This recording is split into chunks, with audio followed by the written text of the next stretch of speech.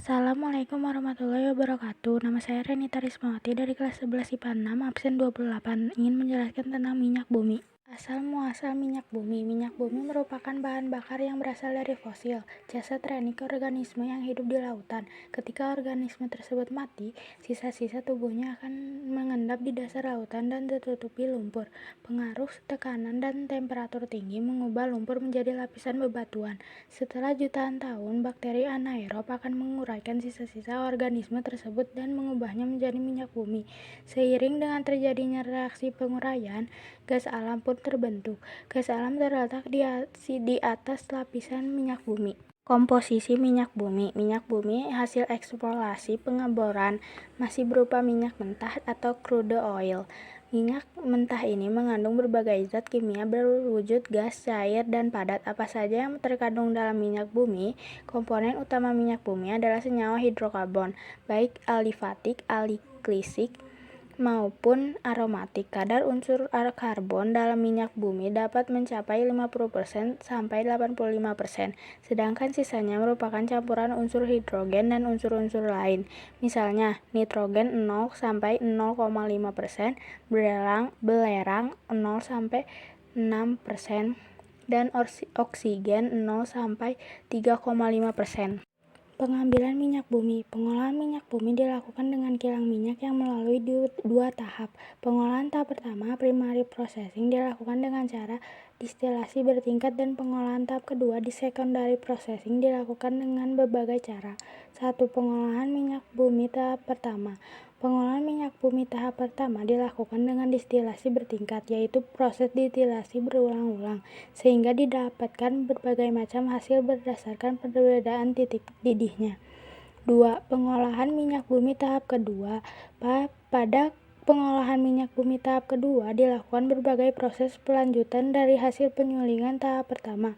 Proses-proses tersebut meliputi proses perengkahan, proses ekstrak, proses kristalase, pembersihan dari kontaminasi. Pemisahan fraksi minyak bumi. Cara pemisahan fraksi-fraksi minyak bumi berdasarkan perbedaan titik didihnya pada kolom bertingkat. Komponen utama minyak bumi dan gas alam adalah alkana. Gas alam mengandung 80% metana, 7% etana, 6% propana, 4% butana, dan isobutana. Sisanya pentana. Untuk dapat dimanfaatkan, gas propana dan butana dicairkan yang dikenal sebagai LNG, liquid natural gas. Karena pembakaran gas alam murni lebih efisien dan sedikit polutan, maka gas alam banyak digunakan untuk bahan bakar industri dan rumah tangga. Dalam tabung kecil sering digunakan untuk kemah, barbecue, dan pematik api. LNG juga banyak digunakan untuk bahan dasar industri kimia seperti pembuatan metanol dan pupuk. Senyawa penyusun minyak bumi, alkana, sikloalkana, dan senyawa aromatik. Di samping itu terdapat pengotor berupa senyawa organik yang mengandung S, N, O, dan organologam. Dari hasil distilasi bertingkat diperoleh fraksi-fraksi LNG, LPG, petroleum, ether, bensin, kerosin, solar, oli, lilin, dan aspal. Menjelaskan fraksi minyak bumi. Hasil distilasi ini adalah apa yang disebut dengan fraksi minyak bumi. Fraksi ini beragam sesuai dengan titik didihnya, yaitu titik didih 20 derajat gas minyak bumi cair atau LPG. Umumnya gas ini digunakan untuk bahan bakar kompor. Titik didih 70 derajat nafta. Cairan ini digunakan sebagai bahan baku untuk pembuatan bensin oktan tinggi. Titik didih 120 derajat, bensin digunakan sebagai bahan bakar kendaraan bermotor. Titik didih 170 derajat, parafin digunakan sebagai bahan untuk membuat aftur atau bahan bakar untuk pesawat. Titik didih 270 derajat, minyak diesel atau solar digunakan untuk bahan bakar kendaraan bermotor yang memiliki mesin dengan jenis diesel. Titik didih 400 derajat, pelumas atau lubrikan digunakan untuk merawat dan melindungi mesin dari gesekan.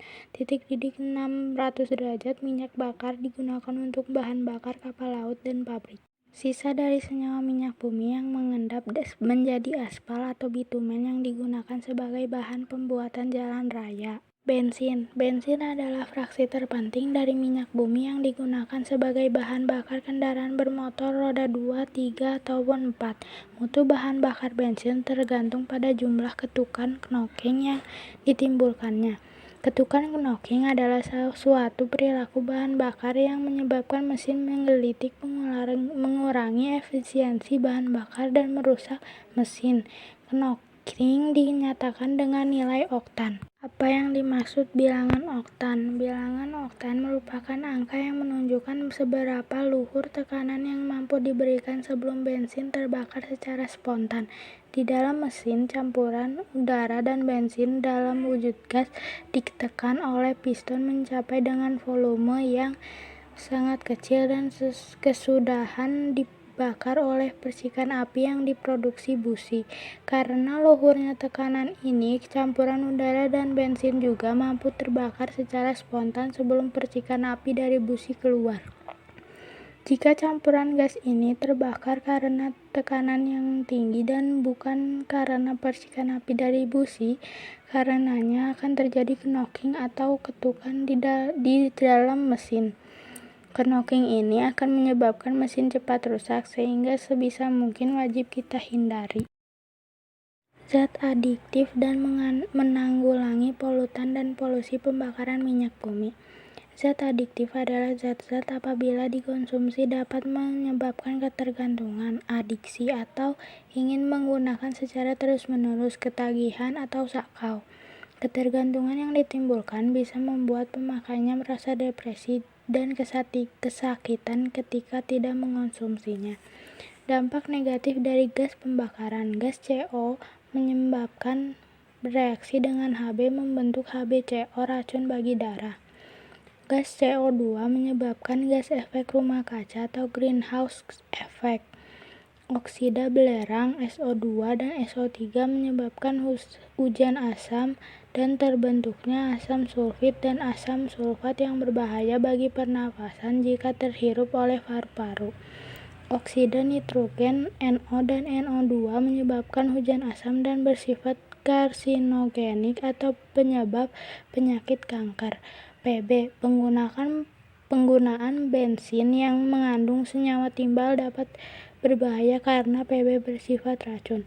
Langkah-langkah mengatasi dampak pembakaran bensin. 1. Membuat bensin yang tidak mengandung senyawa timbal. 2. Menggalakkan penghijauan tanaman.